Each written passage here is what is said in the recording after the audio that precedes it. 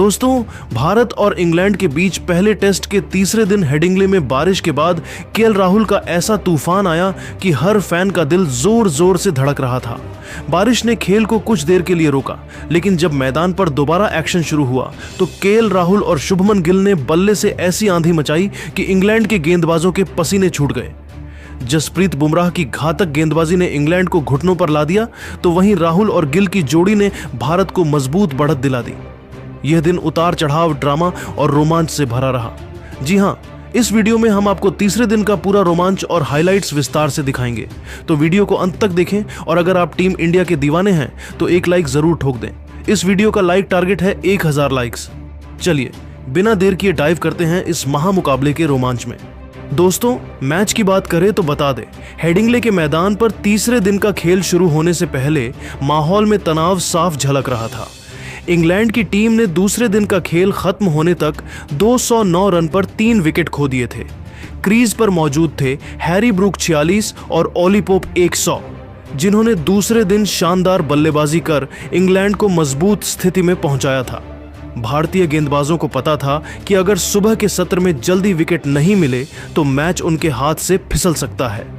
मौसम सुहावना था, लेकिन पिच में अभी भी तेज गेंदबाजों के लिए मदद थी। दोस्तों, खेल की शुरुआत जसप्रीत बुमराह ने की, जिन्होंने पहले ही ओवर में अपनी रफ्तार और सटीकता से दबाव बनाया। लेकिन हैरी ब्रूक ने आक्रामक रुख अपनाते हुए प्रसिद्ध कृष्णा के पहले ओवर में 2 शानदार चौके जड़ दिए। पहला चौका कवर ड्राइव के जरिए आया और दूसरा मिड ऑन की दिशा में। इंग्लिश दर्शक तालियों से मैदान गूंजा रहे थे, जबकि भारतीय फैंस की धड़कनें बढ़ गई थीं। प्रसिद्ध कृष्णा ने जल्दी ही वापसी की। पारी का 65वें में ओली पोप को आउट करने का मौका आया। गेंद ऑफ स्टंप के बाहर थी, थोड़ी शॉर्ट एंड बाउंस के साथ। पोप ने कट शॉट खेलने की कोशिश की, लेकिन गेंद ने हल्का सा बाउंस लिया और बल्ले का बाहरी किनारा लेते हुए सीधे ऋषभ पंत के दस्तानों में समा गई। पोप सिर्फ 6 रन जोड़ सके और कुल 137 गेंदों में 106 रन की उनकी शानदार पारी खत्म हुई। इंग्लैंड का स्कोर 215 रन 4 विकेट पर था और भारत को पहली सफलता मिली। मैदान पर अब कप्तान बेन स्टोक्स आए, जिनके साथ ब्रूक मौजूद थे। हैरी ब्रूक का आत्मविश्वास देखने लायक था। वह हर गेंद को ध्यान से पढ़ रहे थे, गैप्स में शॉट्स खेल रहे थे और स्ट्राइक रोटेट कर रहे थे। दूसरी ओर बेन स्टोक्स शुरुआत में संभल कर खेल रहे थे। वह जोखिम लेने से बच रहे थे, लेकिन ब्रूक की आक्रामकता ने भारत पर दबाव बनाए रखा। इंग्लैंड का स्कोर धीरे धीरे 250 के पार पहुंच गया। इस दौरान ब्रूक ने 65 गेंदों में 6 चौकों की मदद से अपना अर्धशतक पूरा किया। भारतीय गेंदबाजों ने लाइन और लेंथ में सुधार की कोशिश की, लेकिन ब्रूक की बल्लेबाजी ने उन्हें परेशान किया।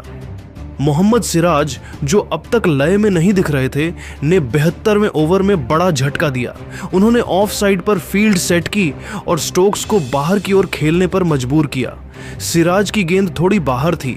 स्टोक्स ने थर्ड मैन की दिशा में शॉट खेलने की कोशिश की, लेकिन गेंद ने बल्ले का किनारा लिया और सीधे पंत के पास गई। पंत ने कोई गलती नहीं की और स्टोक्स 52 गेंदों में 20 रन 3 चौके बनाकर पवेलियन लौटे। इंग्लैंड का स्कोर 5 विकेट के नुकसान पर 276 हो गया।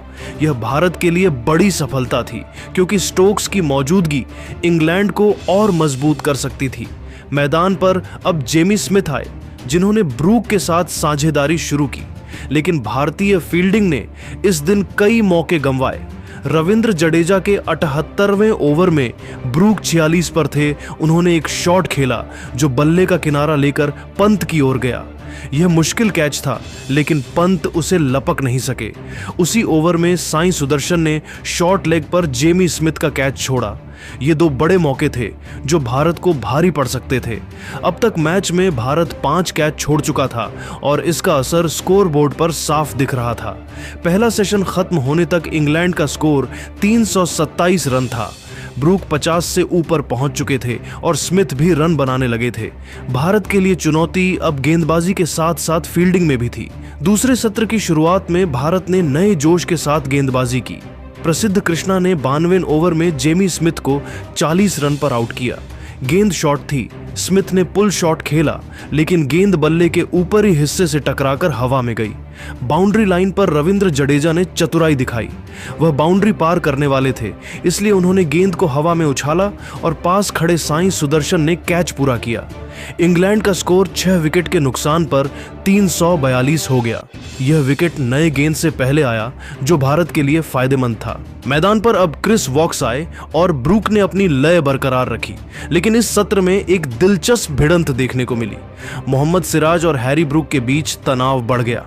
सिराज के एक ओवर में ब्रूक ने लगातार 2 चौके जड़े। जवाब में सिराज ने एक तेज बाउंसर डाला जो ब्रूक के शरीर से टकराया। सिराज ने ब्रूक को घूरा और ब्रूक ने अगली गेंद पर रन लेते हुए जवाबी शब्द कहे। यह शब्दों की जंग दर्शकों के लिए रोमांचक थी। ब्रूक 99 रन पर पहुंच चुके थे और इंग्लिश दर्शक उनके शतक का इंतजार कर रहे थे। लेकिन प्रसिद्ध कृष्णा ने 88वें ओवर में फिर कमाल दिखाया। उन्होंने मिडिल स्टंप पर एक तेज बाउंसर डाला। ब्रूक ने हुक शॉट खेला, लेकिन गेंद बल्ले के ऊपरी किनारे से टकराकर लॉन्ग लेग की ओर गई। शार्दुल ठाकुर ने वहां शानदार कैच लिया। ब्रूक 112 गेंदों में 99 रन बनाकर आउट हुए। वह शतक से सिर्फ 1 रन दूर रह गए। इंग्लैंड का स्कोर 7 विकेट के नुकसान पर 397 हो गया था। बाद क्रिस वॉक्स और ब्राइडन कार्स ने 50 रनों की साझेदारी कर इंग्लैंड को 450 के पार पहुंचाया, लेकिन मोहम्मद सिराज ने 94वें ओवर में ब्राइडन कार्स को 22 रन पर एक शानदार यॉर्कर पर बोल्ड किया। गेंद स्टंप्स पर जा लगी और इंग्लैंड 448 रन पर था। जसप्रीत बुमराह ने फिर कमान संभाली। 96वें ओवर में उन्होंने क्रिस वॉक्स को 38 रन पर एक तेज इनस्विंगर पर क्लीन बोल्ड किया। अगले ही ओवर में बुमराह ने जोश टंग को शॉर्ट गेंद पर आउट किया, जो ऑफ स्टंप को चूम गई। इंग्लैंड की पारी 465 रन पर सिमट गई। बुमराह ने 5 विकेट, प्रसिद्ध कृष्णा ने 3 विकेट और सिराज ने 2 विकेट ली। भारत को पहली पारी में 6 रनों की बढ़त मिली। बुमराह ने विदेशों में सबसे ज्यादा 5 विकेट लेने वाले भारतीय गेंदबाज का रिकॉर्ड बनाया। इसके बाद भारत की दूसरी पारी शुरू हुई, लेकिन चौथे ओवर में ब्राइडन कार्स ने यशस्वी जायसवाल को आउट कर दिया। गेंद ऑफ स्टंप के बाहर थी। जायसवाल ने डिफेंड करने की कोशिश की, लेकिन किनारा लगने से गेंद विकेटकीपर जेमी स्मिथ के पास गई। भारत का स्कोर 16 रन पर 1 विकेट हो गया था। जायसवाल ने 4 रन बनाए। केएल राहुल और साई सुदर्शन ने पारी को संभाला। राहुल ने शानदार कवर ड्राइव्स और पुल शॉट्स खेले, जबकि सुदर्शन ने बैकफुट पर कट और फ्लिक शॉट्स के साथ दबाव बनाया। 12वें ओवर तक भारत 50 रन पार कर चुका था, लेकिन 18वें ओवर में बेन स्टोक्स ने सुदर्शन को एक इनस्विंगर पर मिड विकेट में क्रॉली के हाथों कैच आउट करवाया। भारत के 67 रन पर 2 विकेट हो गए थे। साई सुदर्शन फिर फ्लॉप हुए, उन्होंने 30 रन बनाए। इसके बाद शुभमन गिल क्रीज पर आए और पहली ही गेंद पर चौका जड़कर इरादे जाहिर किए। राहुल और गिल ने संयम और आक्रमण का मिश्रण दिखाया, लेकिन 22वें ओवर में बारिश ने खेल रोक दिया। उस समय भारत का स्कोर 2 विकेट के नुकसान पर 90 रन पर था। राहुल 47 और गिल 6 रन बनाकर नाबाद थे। बारिश के बाद जब हेडिंग्ले के मैदान पर खेल फिर से शुरू हुआ तो माहौल में एक नई ऊर्जा थी। आसमान साफ हो चुका था, लेकिन पिच में अभी भी हल्की नमी बाकी थी, जो गेंदबाजों को कुछ मदद दे सकती थी। भारतीय बल्लेबाजों केएल राहुल और शुभमन गिल ने इस चुनौती को स्वीकार किया और इंग्लैंड के गेंदबाजों के खिलाफ शानदार बल्लेबाजी का प्रदर्शन किया। दोनों ने न सिर्फ संयम दिखाया, बल्कि सही मौकों पर आक्रामकता का तड़का लगाकर भारत को मजबूत स्थिति में पहुंचा दिया। इंग्लैंड के तेज गेंदबाज ब्राइडन कार्स ने 23वें ओवर में गेंदबाजी शुरू की, लेकिन राहुल ने उनकी दूसरी गेंद पर एक शानदार कवर ड्राइव खेला। गेंद बल्ले के बीच से निकली और सीधे बाउंड्री की ओर दौड़ गई। यह शॉट उनकी टाइमिंग और तकनीक का बेहतरीन नमूना था। इस चौके के साथ राहुल ने 80 गेंदों में 6 चौकों की मदद से अपना अर्धशतक पूरा किया। स्टेडियम में मौजूद भारतीय प्रशंसक तालियों से उनका स्वागत कर रहे थे और राहुल ने हेलमेट उतारकर दर्शकों का अभिवादन किया। राहुल की बल्लेबाजी में गजब का संतुलन था। वह हर गेंद को ध्यान से पढ़ रहे थे और इंग्लैंड के फील्ड प्लेसमेंट का फायदा उठाते हुए गैप्स में शॉट्स खेल रहे थे।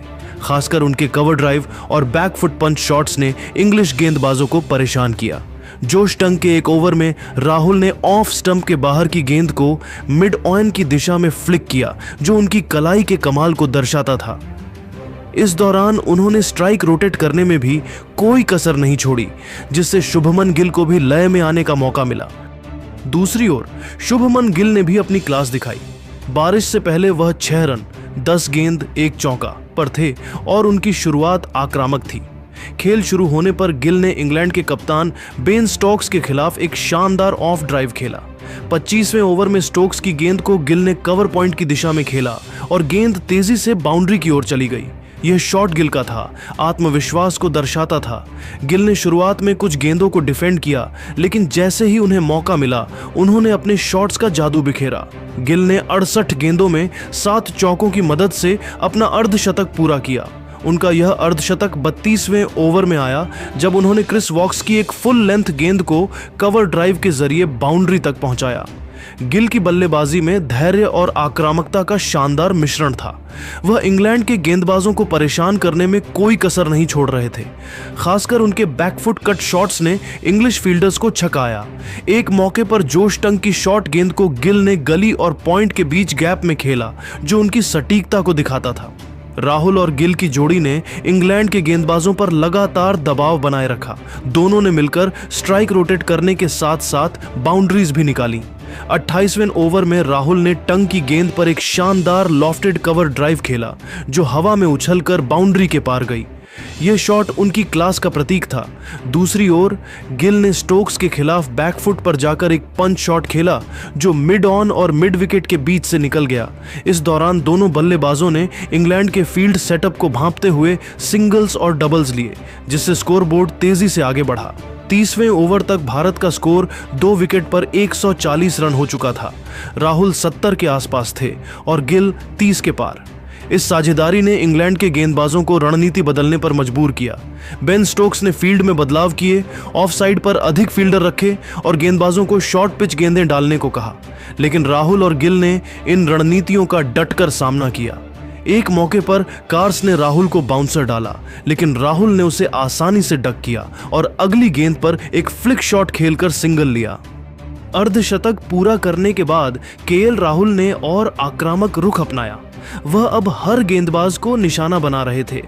35वें ओवर में जोश टंग की एक फुल लेंथ गेंद को राहुल ने मिड विकेट की दिशा में लॉफ्टेड शॉट खेला, जो एक गगनचुंबी छक्का बन गया। यह उनका पारी का पहला छक्का था और स्टेडियम में भारतीय प्रशंसकों का उत्साह चरम पर था। राहुल ने इसके बाद क्रिस वॉक्स के खिलाफ भी कोई कसर नहीं छोड़ी। 38वें ओवर में वॉक्स की गेंद को राहुल ने कवर ड्राइव के जरिए बाउंड्री तक पहुंचाया और फिर अगली गेंद पर एक फ्लिक शॉट खेलकर 2 रन ली। राहुल ने 92वें ओवर में अपना शतक पूरा किया, जिसमें 12 चौके और एक छक्का शामिल था। यह शतक 40वें ओवर में आया, जब उन्होंने ब्राइडन कार्स की एक ऑफ स्टंप के बाहर की गेंद को कट शॉट के जरिए बाउंड्री तक पहुंचाया। शतक पूरा करते ही राहुल ने बल्ला उठाकर दर्शकों का अभिवादन किया और उनके चेहरे पर संतुष्टि साफ झलक रही थी। यह उनकी टेस्ट करियर का एक और यादगार शतक था, जो विदेशी सरजमी पर उनकी काबिलियत को दर्शाता था। राहुल की पारी में तकनीक, धैर्य और आक्रामकता का शानदार मेल था। उन्होंने इंग्लैंड के हर गेंदबाज को निशाना बनाया, खासकर कार्स और टंग को, जिन्हें वह बार बार गैप्स में खेलकर परेशान करते रहे। शुभमन गिल ने भी इस दौरान अपनी पारी को मजबूती दी।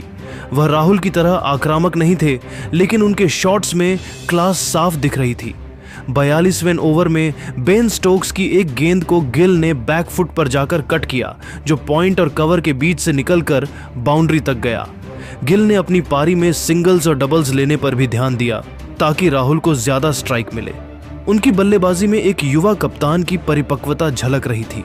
गिल ने खराब गेंदों को सजा दी, लेकिन अच्छी गेंदों का सम्मान भी किया।